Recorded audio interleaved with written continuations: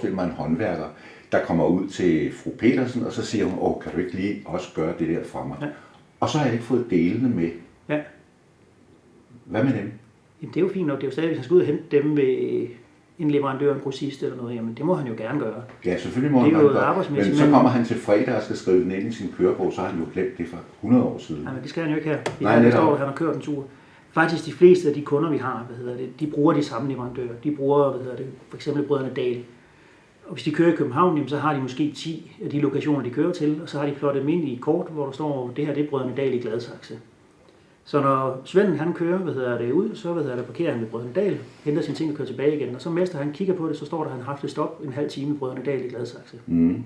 Og så kan han sige, hvad gjorde du der? Har vi glemt at skrive nogle stumper på her? Så får du også faktureret de rigtige dele på. Men altså som udgangspunkt, så er det her jo meget mere et spørgsmål om at sige, hvor er min bil henne? Hvad har de været brugt til? Så hvis der kommer en fra skat og kører kontrol på dig, jamen så kan du se, jamen, det her, der er ikke noget i det. Mm. Som virksomhed, der kan du fjerne en eksponering, der hedder moms og momsbøder. Mm. Det næste er jo også, jamen, kan du se, hvor dine folk er henne hele tiden? Jamen, så ringer du til den, der er nærmest. Ja, det er selvfølgelig. Det har også været GPS-funktion selvfølgelig. Ja.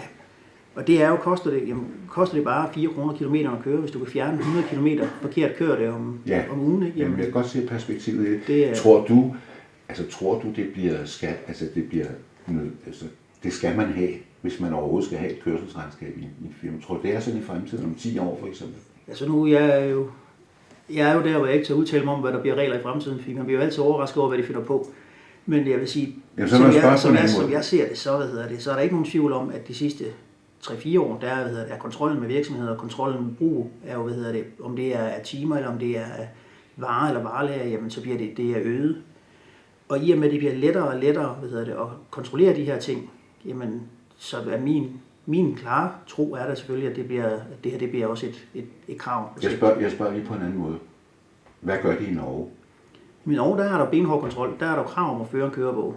Altså sådan en her? Ja, nej, ikke en elektronisk. Der er krav om at føre en kørebog.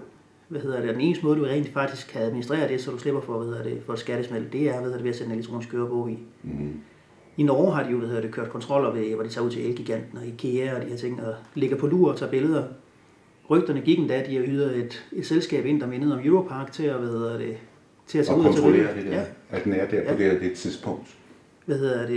Så når du har sådan en sag, jamen, så er der en, der har taget et billede af dig og din kære kone, der har holdt i IKEA og taget en sofa med hjem, fordi den kunne ikke være i din Kia jo, så nu ved jeg ikke, om du kører Kia, men der kunne den ikke være i, så tager man firmabilen, tager chancen og kører det ud. 14 dage senere, så står de på skat, kigger på dit kontor og siger, den sofa, du hentede her i lørdags, hvor er den henne? Ja. Jamen, så er den ikke til firmaet. Nej. Jamen, hvad var det så til? Ja. Og så har du jo, så tumler det hele afsted. Ja. Og det er, som de selv siger på skat, jamen, det er ikke for os, at det ikke er et spørgsmål om straf folk, for os er det et spørgsmål om, at folk de følger reglerne. Men finder vi et sted, hvor vi kan se en, som har, hvis der er noget galt her, så er det jo ikke bare bilen, de går igennem. Så går de jo dit regnskab igennem, så går de dit lager igennem, så går de ind og siger, jamen okay, han har en gulpladebil, han kører til og fra arbejde i ham her. Har han så også taget kørselsfradrag?